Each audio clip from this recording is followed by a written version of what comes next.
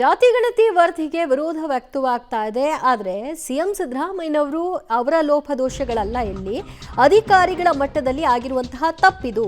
ಎಲ್ಲ ಸಮುದಾಯದ ನಾಯಕರು ನಮ್ಮ ಜೊತೆ ಇರಬೇಕು ಅನ್ನೋದು ನಮ್ಮ ಒತ್ತಾಯ. ಹೋರಾಟ ಅಂತೂ ದೊಡ್ಡ ಮಟ್ಟದಲ್ಲೇ ಮಾಡ್ತೀವಿ ಅಂತ ಒಕ್ಕಲಿಗ ಸಂಘದ ನಿರ್ದೇಶಕ ಉಮಾಪತಿ ಗೌಡ ಪ್ರತಿಕ್ರಿಯೆಯನ್ನ ಕೊಟ್ಟಿದ್ದಾರೆ.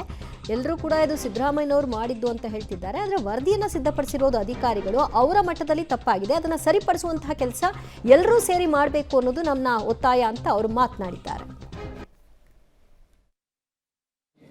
ಸರ್, ಇವತ್ತು ಸಭೆಯನ್ನ ಮಾಡಿದ್ರಿ, ಜೊತೆಗೆ ಯಾವ ರೀತಿ ಹೋರಾಟ, ಜೊತೆಗೆ ಒಂದು ಎಚ್ಚರಿಕೆಯನ್ನು ಕೂಡ ರವಾನೆ ಮಾಡ್ತಾ ಇದ್ದೀರಿ. ಕರ್ನಾಟಕ ಬಂದ್ನ ಹೋರಾಟದ ಕೂಡ ರೂಪ ಪಡ್ತಾ ಇದ್ರು. ಸೊ ಏನು ಹೇಳ್ತೀರಾ? ನೋಡಿ, ನಮ್ಮ ಹಕ್ಕನ್ನ ನಾವು ಕ್ಲೈಮ್ ಮಾಡ್ಕೊಳ್ತಾ ಇದ್ದೀವಿ. ಇಲ್ಲಿ ನಾವು ಯಾರಿಗೂ ಒಕ್ಕಲಿಗರು ಅಂದರೆ ಸರ್ವಧರ್ಮದಿಂದ ಹುಟ್ಟಿರ್ತಕ್ಕಂಥವ್ರು ಒಕ್ಕಲಿಗರು. ನಾವು ಬೆಳೆನ ಬೆಳೆದು ಇಡೀ ದೇಶಕ್ಕೆ ಅನ್ನನ ಹಾಕುವಂಥ ಒಂದು ಉದ್ಯೋಗದಲ್ಲಿ ಇದ್ದಂಥವ್ರು. ಇವತ್ತು ಒಂದು ಅವಕಾಶ ಸಿಕ್ಕಿದೆ. ಖಂಡಿತವಾಗ್ಲೂ ಸರ್ಕಾರ ಇರ್ಬೋದು, ವ್ಯಕ್ತಿ ಇರ್ಬೋದು, ಅಥವಾ ಯಾವುದೇ ಒಂದು ದುರುದ್ದೇಶ ಏನಾದರೂ ಒಕ್ಕಲಿಗರ ಸಮುದಾಯದ ವಿರುದ್ಧ ಸಾರಬೇಕು ಅಂತ ಬಂದಾಗ ಖಂಡಿತವಾಗ್ಲೂ ನಾವು ಅದರ ವಿರುದ್ಧ ನಾವು ನಿಲ್ಲಬೇಕಾಗ್ತದೆ. ಮುಖ್ಯವಾಗಿ ನಾವಿಲ್ಲಿ ಒಕ್ಕಲಿಗರ ಸಂಘದಲ್ಲಿ ಕುಳಿತಿರ್ತಕ್ಕಂಥದ್ದು ಜನಾಂಗದ ಸೇವೆ ಮಾಡಲಿಕ್ಕೆ ಅಂತೇಳಿ. ಏನೇ ವ್ಯತ್ಯಾಸಗಳು ಬಂದರೂ ನ್ಯಾಯಬದ್ಧವಾಗಿ ನ್ಯಾಯಯುತವಾಗಿ ನಮ್ಗೇನು ಸಿಗಬೇಕು ಅದನ್ನು ದಕ್ಕಿಸ್ಕೊಳ್ಳೋವರೆಗೂ ನಾವು ಖಂಡಿತವಾಗಿ ಉದ್ದೇಶಪೂರ್ವಕವಾಗಿ ಸಂಖ್ಯೆಗಳನ್ನು ಎಡವಟ್ಟು ಮಾಡ್ಕೊಂಡಿದ್ದಾರೆ ಅಂತ ತಾವು ಕೂಡ ಹೇಳ್ತೀರಾ. ಅದನ್ನು ಯಾವ ಉದ್ದೇಶ ಇರ್ಬೋದು ಸರ್ಕಾರದಾಗಿದೆ?